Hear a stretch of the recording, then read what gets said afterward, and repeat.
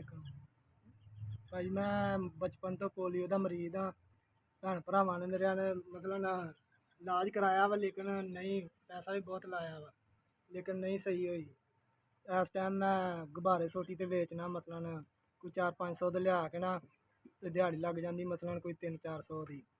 सुबह में जाना वा, मसलन 11-12 बजे घर आ जाना। इस टाइम ना कोई राशन है ना कोई कारोबार मेरे को। किराए ते रहना, 2000 रुपया किराया देना। ते मेरी खुदावा ते थोड़ी मदद कर दो, नाले मैं अपना घर का राशन रूशन ते यानी कि थोड़े बहुत गुब्बारे लिया के बेच सकां।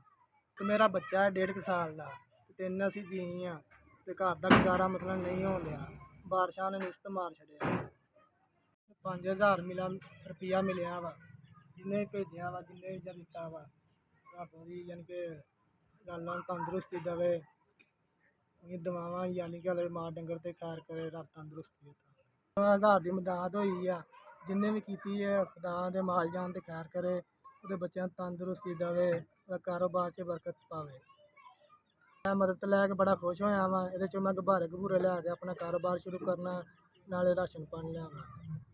जिन्हें भी मेरे घर राशन भेजा या जिन्हें मदद की, खुदा दा भला करे। जो भी है जिथे भी रहिंदा मतलब खुश रहे, ते सेहत तंदरुस्ती देवे।